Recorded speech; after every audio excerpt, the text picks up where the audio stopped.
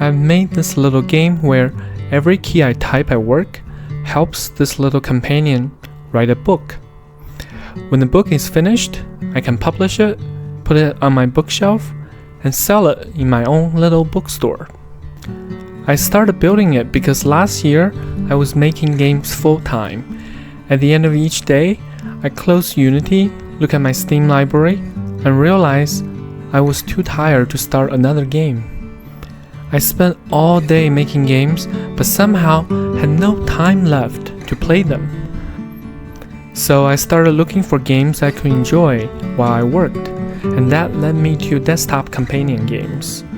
I loved having a little character keeping me company, but I wanted my actual work to mean something inside the game. I wanted to finish a workday and have something there because of it. And then I remember something I loved doing in The Sims when I was younger. I always made my Sims become writers. They come home, write books, publish them, and slowly build a writer career. And I started wondering, what if my real typing could write a book instead? So I started prototyping. The first version was extremely simple. You started a new book, give it a name, and then every key you press contributed to the word count. Then I got back to work. Whenever I typed an email or work on a game, my little character would write beside me. Eventually the book was finished, but I thought publishing a book should feel exciting, so naturally I added a rating system. Score will appear one number at a time, just like in Game Dev Tycoon. It seemed like a great idea. Then my first book received a terrible rating. And even though the book wasn't real, it was strangely devastating. But it also made publishing more exciting. Every book felt unpredictable. Would it become a masterpiece, or would it be completely forgotten? After a while, I had published around 10 books. That created another problem. Every book I finished simply disappeared into a menu. That felt wrong.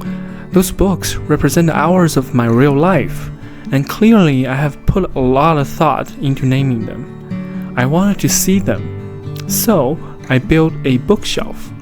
Now, every finished book could become a physical object in the game. You could display your favorite books, organize them into a series, and give it a funny name. But I still didn't want the books to just sit there forever. I wanted them to have a life after publication. So bookshelf slowly becomes a bookstore. You could place your own books on the shelves, sell them to customers, earn money, decorate a shop, and eventually unlock new bookstores. Seeing a customer walk into my store and buy a book I have written while doing real work was surprisingly satisfying. Every new idea made the game more interesting, but it also created a problem. It started to demand more of my attention. A desktop game is supposed to sit quietly beside you while you work. If I have to constantly manage it, then it defeats the entire purpose. While I was trying to solve that problem, my wife revealed something else that game was missing. My wife and I both work from home. Most days we sit only a few meters apart, staring at different screens and working on completely different things. When she saw the prototype, she asked a simple question: why can't we write the same book together? So I connected both of our typing to the same book.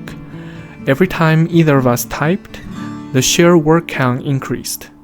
And somehow, writing one silly virtual book together made an ordinary workday feel shared. We weren't playing a traditional multiplayer game.